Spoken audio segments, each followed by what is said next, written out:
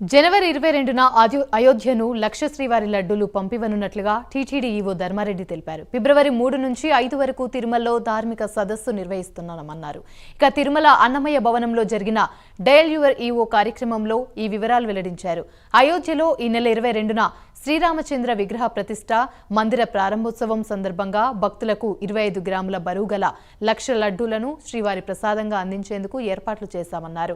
జనవరి 15న తిరుపతిలో గోదా కళ్యాణం, జనవరి 16న కనుమ సందర్భంగా తిరుమలలో శ్రీవారి పార్వేట ఉత్సవం నిర్వహిస్తున్నామన్నారు. వీళ్ళందరినీ తీసుకురావడం జరుగుతుంది.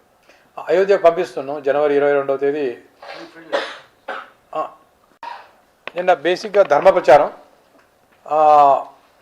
ఈ హిందూ ధర్మ ప్రచారం ఎలా జరుగుతూ ఉంది, తర్వాత ఈ ప్రిజర్వేషన్ ధర్మ ప్రచారం అంటే ప్రొటెక్ట్ అండ్ ప్రిజర్వ్ హిందూ ధర్మం పైన ఉంటుంది.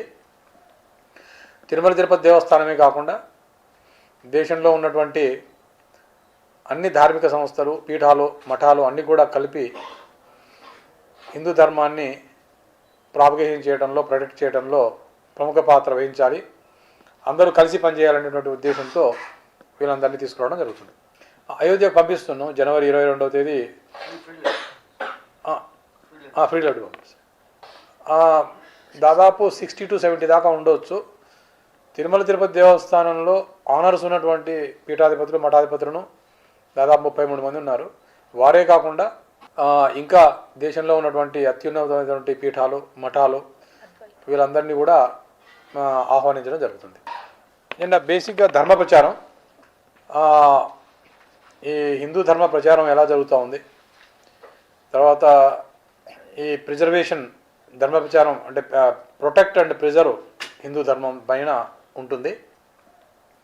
తిరుమల తిరుపతి దేవస్థానమే కాకుండా దేశంలో ఉన్నటువంటి అన్ని ధార్మిక సంస్థలు, పీఠాలు, మఠాలు అన్నీ కూడా కలిపి హిందూ ధర్మాన్ని